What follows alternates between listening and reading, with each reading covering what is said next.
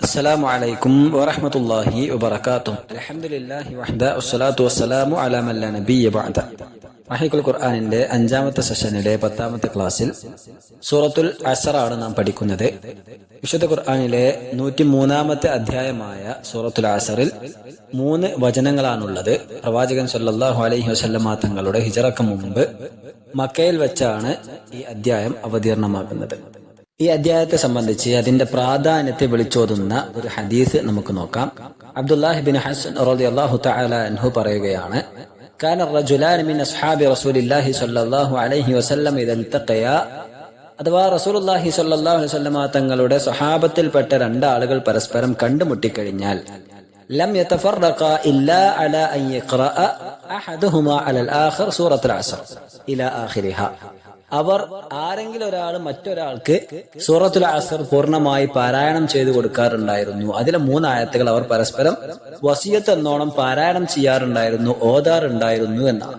സുമ്മ യുസല്ലിമു അഹദുഹുമാ അലൽ ആഖിർ, എന്നിട്ട് മറ്റേയാൾ ഈ വ്യക്തിക്ക് സലാം പറഞ്ഞ് മടങ്ങുകയും ചെയ്യുമായിരുന്നു എന്നാണ്. ഇമാം തബറാനി റഹ്മഹുല്ലാഹ് ഉദ്ധരിക്കുന്ന ഹദീസാണ്.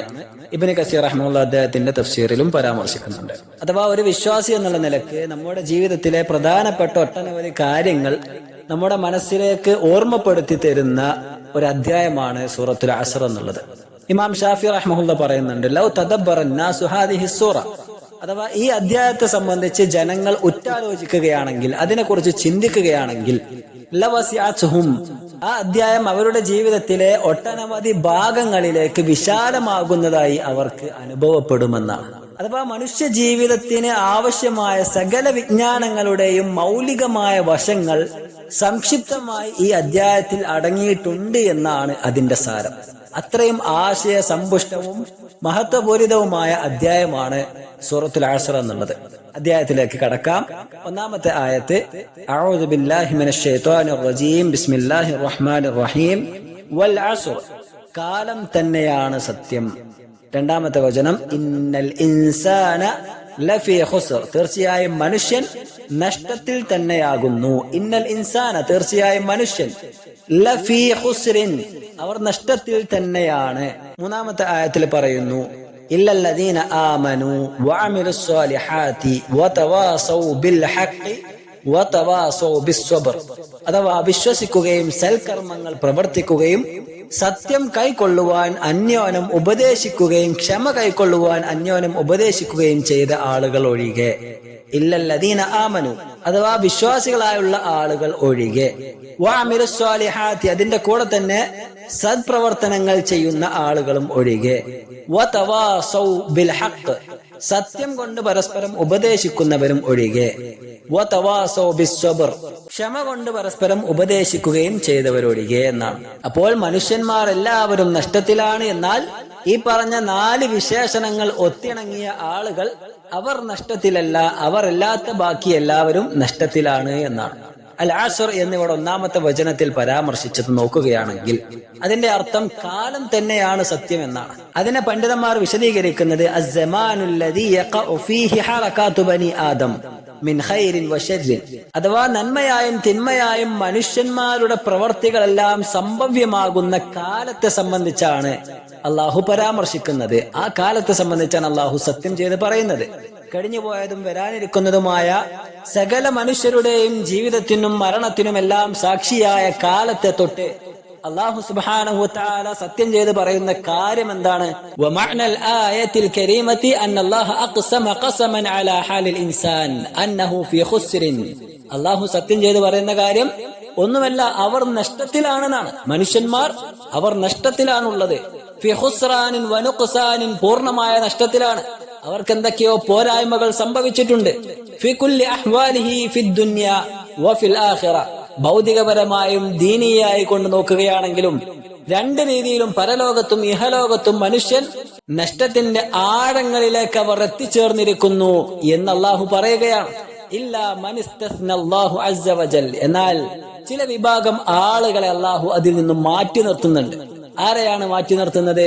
ശേഷമുള്ള ആയത്തിൽ 3ാമത്തെ വചനത്തിൽ അല്ലാഹു പറഞ്ഞ ആ വിശേഷണങ്ങൾ ഒത്തിണങ്ങിയ ആളുകൾ അവരിൽ നിന്നും വ്യത്യസ്തമാണ്. അവർ അല്ലാഹു അതിൽ നിന്നും മാറ്റി നിർത്തിയിട്ടുണ്ട്. ഇസ്തസ്നല്ലാഹു സുബ്ഹാനഹു വ തആല ഹഉലാഇൽ മുത്തസിഫീന ബിഹാദിഹി സിഫാത്തിൽ അർബ, ആ 4 വിശേഷണങ്ങൾ ഒത്തിണങ്ങിയ ആളുകൾ അതിൽ നിന്നും ഒഴിവാണ് എന്നാണ്. എന്നിട്ട് ആ വിശേഷണങ്ങളെ കുറിച്ച് ഇങ്ങനെ പറഞ്ഞു തരികയാണ് പണ്ഡിതന്മാർ. ഒന്നാമതായി കൊണ്ട് പറയുന്ന കാര്യം അല്ലദീന ആമനു, വിശ്വാസം അടിയുറപ്പിച്ചവരായ ആളുകളാണ്. അൽ ഈമാനുൽ ലദീ ലാ യുഖാലിജുഹു ശക്കുൻ വലാ തറദ്ദുദുൻ, ഒരു സംശയമോ അല്ലെങ്കിൽ വിശ്വാസകാര്യങ്ങളിൽ ഒരു വ്യതിചലനമോ ഒന്നും സംഭവിക്കാതെ കൃത്യമായി വിശ്വാസം അടിയുറപ്പിച്ച ആളുകളാണ്.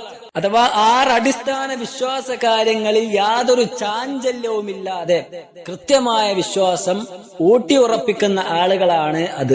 6 അടിസ്ഥാന വിശ്വാസ കാര്യങ്ങൾ എന്ന് പറഞ്ഞാൽ നമ്മുടെയൊക്കെ മനസ്സിലുണ്ടാകും.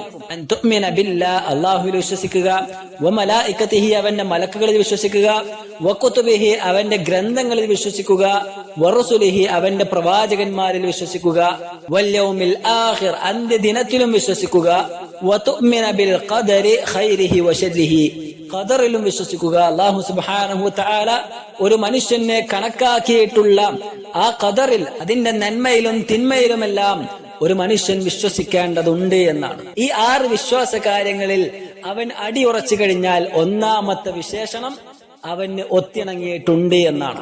ഇതിന്റെ അടിസ്ഥാനത്തിൽ പ്രധാനമായും 3 വിഭാഗമായിരിക്കും മനുഷ്യന്മാർ ഉണ്ടായിരിക്കുക. ഒന്നാമത്തെ വിഭാഗം എന്ന് പറഞ്ഞാൽ മുഅ്മിനുൻ ഖാലിസുൻ ഈമാനൻ ലാ ശക്ക ഫീഹി വലാ തറദ്ദുദ്, അഥവാ ഒരു സംശയമോ അല്ലെങ്കിൽ ഒരു വ്യതിചലനമോ ഒന്നും സംഭവിക്കാതെ കൃത്യമായ വിശ്വാസം അടിയുറപ്പിച്ച് കാത്തു സൂക്ഷിച്ച ആളുകൾ, അവരാണ് ഒന്നാമത്തെ വിഭാഗം ആളുകൾ. രണ്ടാമത്തേത് വൽ ഖിസ്മു സാനി കാഫിറുൻ ജാഹിദുൻ മുൻകിറുൻ, അഥവാ സത്യത്തെയൊക്കെ നിഷേധിച്ചുകൊണ്ട് സ്വതന്ത്രമായി കൊണ്ടല്ലെങ്കിൽ വേറെന്തൊക്കെയോ ആശയങ്ങൾ പിൻപറ്റിക്കൊണ്ട് അള്ളാഹുവിലും മലക്കുകളിലും കിതാബിലും പ്രവാചകന്മാരിലും ഒന്നും വിശ്വസിക്കാതെ തീർത്തും വ്യതിരിക്തമായി ജീവിക്കുന്ന, അതിനൊക്കെ നിഷേധിക്കുന്ന ആളുകൾ, സത്യത്തെ നിഷേധിക്കുന്നവർ, അവരാണ് രണ്ടാമത്തെ വിഭാഗം.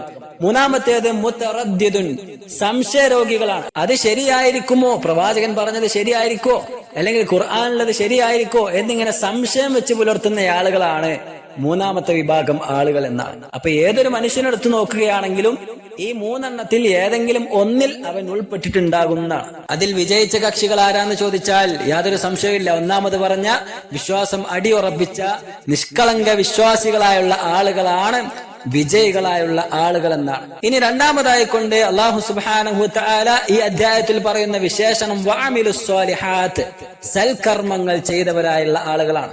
നല്ല കാര്യങ്ങൾ ചെയ്തവർ, അഥവാ നല്ല കാര്യങ്ങൾ എന്ന് പറഞ്ഞാൽ സൽക്കർമ്മങ്ങൾ, അൽ അഅ്മാലുസ് സ്വാലിഹ എന്ന് പറഞ്ഞാൽ അല്ലാഹുവും പ്രവാചകനും കൽപ്പിച്ചതായ കർമ്മങ്ങൾ ജീവിതത്തിൽ വീഴ്ച വരുത്താതെ പ്രവർത്തിക്കുക. മിൻ സ്വലാത്തിൻ വ സകാത്തിൻ വ സിയാമിൻ വ ഹജ്ജിൻ, നമസ്കാരവും സക്കാത്തും നോമ്പും ഹജ്ജും, അതേപോലെ വബിർറിൽ വാലിദൈൻ, മാതാപിതാക്കൾക്ക് ഗുണം ചെയ്യലും, വസിലത്തിൻ ലിൽ അർഹാം, കുടുംബ ബന്ധങ്ങൾ ചേർക്കലും, അങ്ങനെ തുടങ്ങിയ ഒരുപാട് കർമ്മങ്ങൾ പ്രവാചകൻ സല്ലല്ലാഹു അലൈഹി വസല്ലമ തങ്ങൾ പഠിപ്പിച്ചു തന്നിട്ടുണ്ട്. അല്ലാഹു സുബ്ഹാനഹു വതആല വിശുദ്ധ ഖുർആനിലൂടെ നമുക്ക് ഓതി തന്നിട്ടുണ്ട്.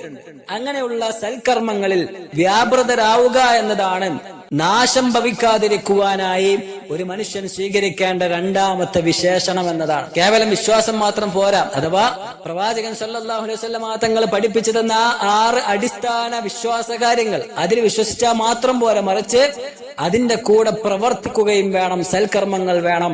നമസ്കാരവും നോമ്പും സക്കാത്തും തുടങ്ങിയ കർമ്മങ്ങൾ, അത് നമ്മുടെ ജീവിതത്തിൽ അതിൽ നമ്മൾ നിരതരായിക്കൊണ്ടേയിരിക്കണമെന്നാണ്.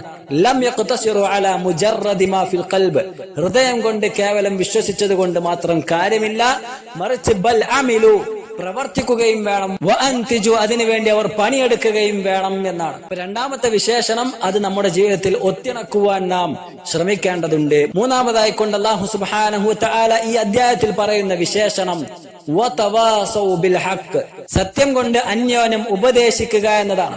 സ്വാറ ബഅ്ദുഹും യൂസി ബഅ്ലൻ ബിൽ ഹഖ്, എപ്പോഴും നല്ലത് വിചാരിച്ചുകൊണ്ട് മറ്റുള്ളവർക്ക് നല്ല കാര്യങ്ങൾ പറഞ്ഞു കൊടുക്കുക, മറ്റുള്ളവരിൽ നിന്നും നല്ല കാര്യങ്ങൾ നമ്മൾ സ്വീകരിക്കുകയും ചെയ്യുക. ഇവിടെ അൽ ഹഖ്, സത്യം എന്നതിന് പണ്ഡിതന്മാർ നൽകുന്ന വിവക്ഷ എന്താണെന്നാൽ ഹുവ ശർഅ്, അത് മതമാണ്, മത നിയമങ്ങളാണ്, മതത്തിന്റെ ആശയങ്ങളാണ്.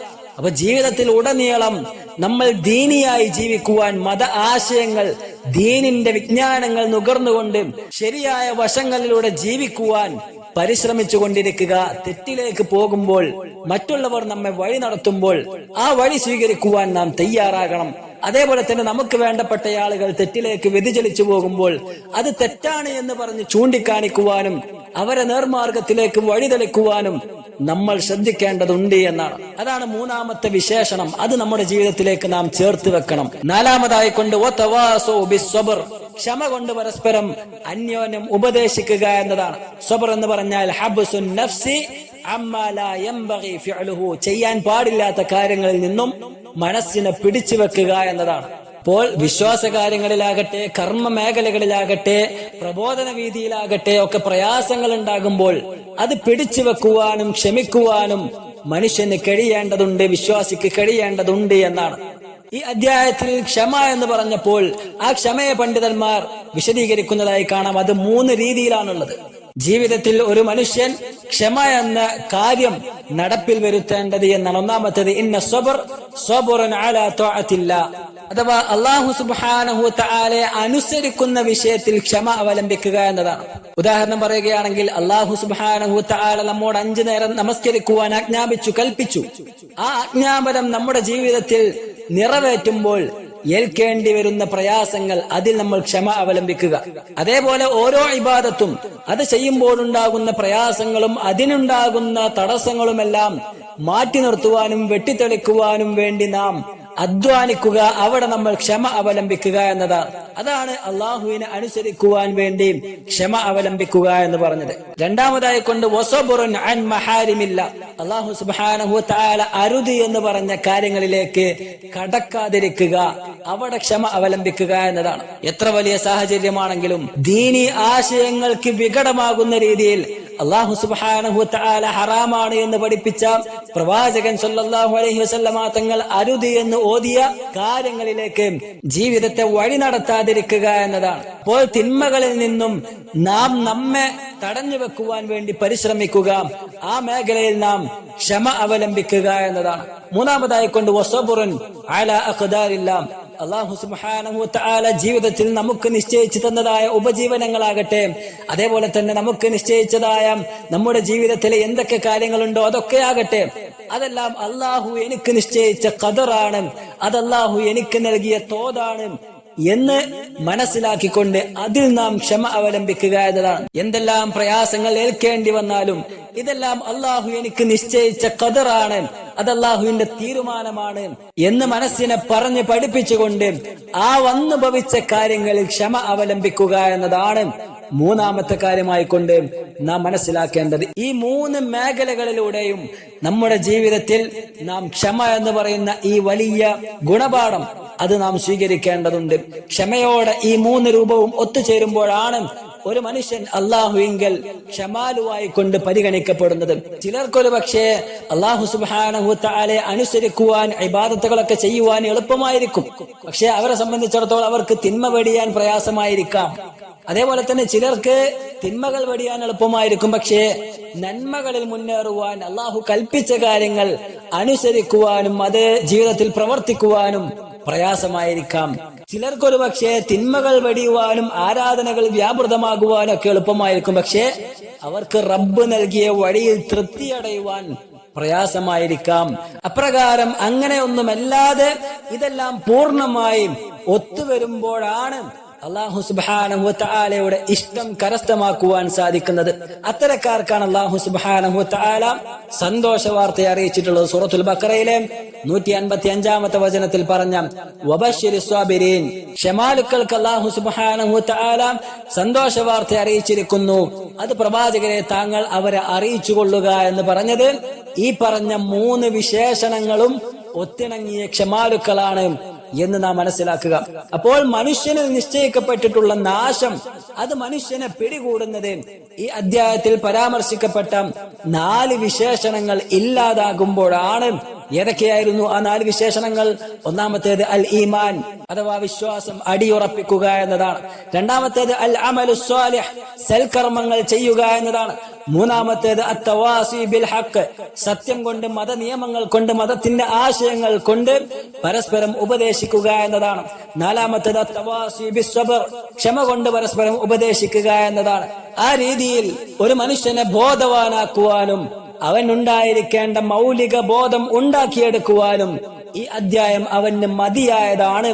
അതാണ് തുടക്കത്തിൽ നാം വായിച്ചു വെച്ച ഇമാം ഷാഫി റഹ്മഹുല്ലയുടെ ഖൗല്, അദ്ദേഹത്തിന്റെ വാചകത്തിന്റെ താല്പര്യം എന്ന് നാം മനസ്സിലാക്കുക. അതല്ലാതെ ദീനി ആശയങ്ങളും മതവിധികളും എല്ലാം ഈ അധ്യായത്തിൽ അടങ്ങിയിട്ടുണ്ട് എന്ന് മനസ്സിലാക്കുകയല്ല വേണ്ടത്. അങ്ങനെ പറയുന്നതിൽ യാതൊരു അർത്ഥവും ഇല്ല. ഇമാം ഷാഫി റഹ്മഹുല്ലയുടെ ഖൗല് ഇബ്നു ഉസൈമീൻ റഹ്മഹുല്ല പറയുന്നതായി കൊണ്ട് കാണാം, ലൗലം യുനസ്സിലില്ലാഹു അലാ ഇബാദിഹി ഹുജ്ജതൻ ഇല്ലാ ഹാദിഹി സൂറ ലകഫത്ഹും.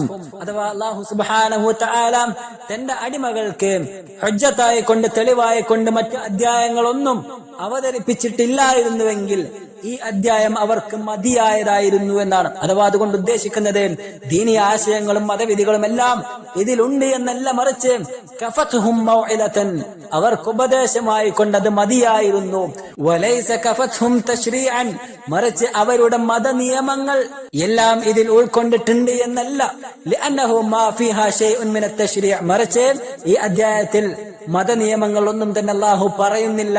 മാ ഫീഹാ തഹാറ, അതിൽ ശുദ്ധീകരണത്തെ കുറിച്ചൊന്നും പറയുന്നില്ല. വലാ സ്വലാം, നമസ്കാരത്തെ കുറിച്ചും, വലാ സകാം, വലാ ഹജ്ജ്, വലാ സിയാം, ഈ പറഞ്ഞ ആരാധനകളെ കുറിച്ചൊന്നും അള്ളാഹു അതിൽ പരാമർശിക്കുന്നില്ല. മറിച്ച് അതുകൊണ്ട് അർത്ഥമാക്കപ്പെടുന്നത് ലാകിൻ കഫത്ഹും മൗഇലതൻ, അവർക്ക് ഉപദേശമായി കൊണ്ട് ജീവിതത്തിൽ ഉടനീളം അവർ പാലിക്കേണ്ടതായ മര്യാദകൾ മനസ്സിലാക്കുവാൻ, അവനെ ബോധവാനാക്കുവാൻ ഉതകുന്ന മൗലിക ബോധം ഈ അധ്യായത്തിൽ ഉണ്ട് എന്നാണ് ഇമാം ഷാഫി റഹ്മഹുല്ല പറഞ്ഞതിന്റെ താല്പര്യം. അപ്പോൾ കുല്ലു ഇൻസാനിൻ ആഖിലിൻ യഅരിഫു അന്നഹു ഫീ ഖുസ്റിൻ, അപ്പോൾ ഏതൊരു ബുദ്ധിയുള്ള മനുഷ്യനും അവൻ ചെയ്യേണ്ട കാര്യം എന്താണെന്നാൽ അവൻ നാശത്തിലാണ് എന്നവൻ മനസ്സിലാക്കിക്കൊള്ളണം. അപ്പോൾ അവൻ വിജയിക്കുവാൻ അവൻ ചെയ്യേണ്ട കാര്യം ഇല്ലാ ഇദത്തസഫ ബിഹാദിഹി സിഫാത്തിൽ അർബ, ഈ അധ്യായത്തിൽ അല്ലാഹു സുബ്ഹാനഹു വ തആല പഠിപ്പിച്ചതെന്ന ആ 4 വിശേഷണങ്ങൾ അവൻ സ്വീകരിക്കുകയാണ് ചെയ്യേണ്ടത്. ഫഇന്നഹു സൗഫ യുഹാവിലു ബിഖദ്രി മാ യസ്തതി അൻ യത്തസിഫ ബിഹാദിഹി സിഫാത്തിൽ അർബ, അങ്ങനെ ബുദ്ധിയുള്ള ഒരു മനുഷ്യനെ സംബന്ധിച്ചിടത്തോളം ഈ പറഞ്ഞ 4 വിശേഷണങ്ങൾ അതവന്റെ ജീവിതത്തിൽ പരമാവധി അവൻ ചെയ്യുവാൻ കഠിനാധ്വാനം ചെയ്യുകയാണ് വേണ്ടത്. അപ്പോഴാണ് അവന് വിജയം കരസ്ഥമാക്കുവാൻ സാധിക്കുന്നത്. നാശത്തിലാണ് എന്ന് അല്ലാഹു സുബ്ഹാനഹു വ തആല പറഞ്ഞ ആ നഷ്ടത്തിൽ നിന്നും അവന് രക്ഷപ്പെടുവാൻ സാധിക്കുന്നതും അത് തന്നെയാണ് എന്നവൻ മനസ്സിലാക്കട്ടെ എന്നാണ്.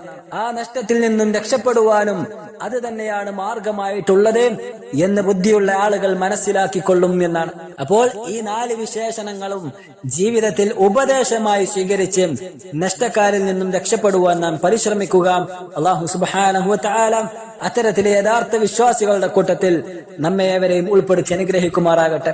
ഈ 4 വിശേഷണങ്ങളും ഒത്തുചേർന്ന് പരലോകത്തെ ശരിയായ വിജയം പ്രാപിക്കുന്ന യഥാർത്ഥ മുവഹ്ഹിദീങ്ങളിൽ അല്ലാഹു നമ്മയും ഉൾപ്പെടുത്തി അനുഗ്രഹിക്കുമാറാകട്ടെ. വസല്ലല്ലാഹു വസല്ലം അലാ നബിയിനാ മുഹമ്മദ്. അസ്സലാമു അലൈക്കും വറഹ്മത്തുള്ളാഹി വബറകാതുഹു.